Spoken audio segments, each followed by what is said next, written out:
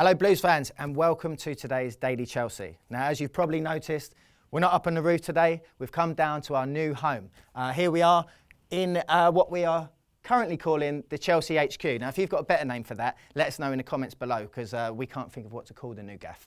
But yeah, as you can see, we've got some nice little bits going on. Memorabilia corner here, we've got a nice Chelsea shirt there that we'll be changing every day, hopefully.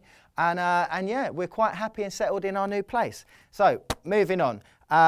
Danny Rose, it's all over Twitter today. I woke up this morning and I couldn't actually believe my eyes when I started reading it. Danny Rose to Chelsea. The story is that Jose is apparently considering a £15 million bid for the Tottenham man. Now, I don't know about you, but when we've been linked with players like Baba Rahman, and fullbacks of that quality over the summer, to then get Danny Rose thrown into the mix all of a sudden is not exactly music to my ears. I mean, as you know, at Chelsea, we're used to fullbacks of a certain class and a certain standard. I'm talking about Dan Petrescu. I'm talking about Ashley Cole, Ivanovic, Azpilicueta. This guy, he's not for me. I don't think he's for you either.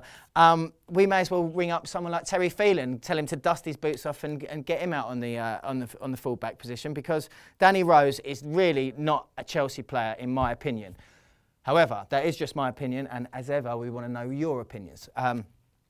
Put in the comments below what your opinions are of Danny Rose. Do you agree with me that he's definitely not good enough to play for us, or do you know something I don't? Apart from that one screamer he scored against Arsenal donkeys years ago, I cannot think of another memorable Danny Rose moment. So I may be doing him a disservice, and if I am, let us know in the comments beneath. Next up, we've got Falcao. You saw when we were away in America, we thought Falcao was looking sharp. He got, 45 minutes here, 45 minutes there, and every time he came on, he looked fit, he looked lively, and he looked hungry to score goals. Fast forward to a few days later, we saw him at the Charity Shield on the weekend, and he looked a different bloke. He looked quiet, he looked lost out there, and I just fear that it's the old Falcao that we saw at Man United all over again last season. Now, Falcao's come out and he said that he's going to get goals. Now, that's encouraging. That's what we want to hear. He's also said he's not bothered about the striking competition with the likes of Remy and Diego Costa. He's willing to take that fight on board, and he's feeling very calm about it.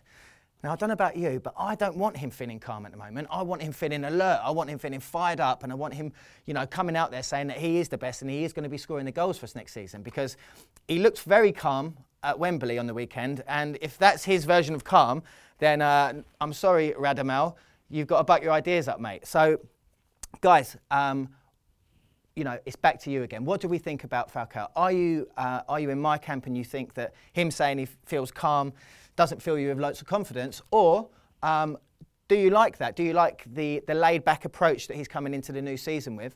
Where do you sit on this matter? Tell us below, tell us below, tell us below. Finally, we've got a little word on Dom Solanke, the youngster. He is going off to Vitesse on loan. Now, like so many other of the youngsters over the years that we've sent to this club, is he going to improve? That's my big worry about sending guys over to the Dutch league.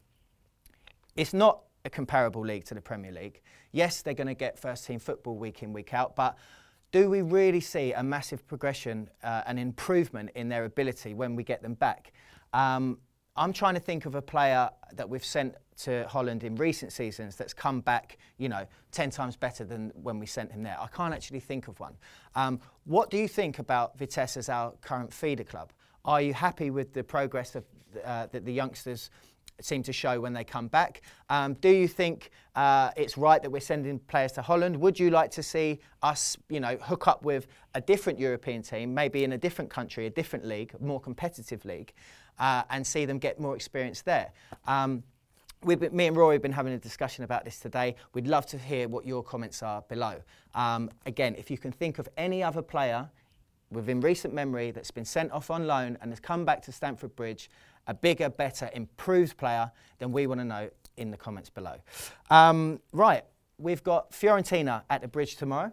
We'll be going along. We're very much looking forward to it. It's the last game of the pre-season. It's been a fantastic pre-season. As you know, we went over to America. We had a brilliant time there. We thought, you know, the team were gradually improving each time we saw them. A little blip at the Charity Shield on the weekend, but we'll forget about that. So tomorrow is the end of our pre-season games against La Viola. And, you know, we're quite looking forward to it. What do you guys think? Is it going to be a wipe over? Is it going to be a tricky match? Or I'm not going to say, can you see us losing? Because we're definitely not going to lose. So yeah, let us know in the comments below as ever.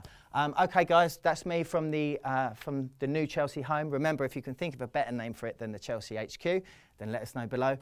And yeah, all is left for me to say is, come on, you champions. To say that they weren't up to scratch, they didn't play badly. It's just that they've both set such high standards for themselves that they need to play. They need to.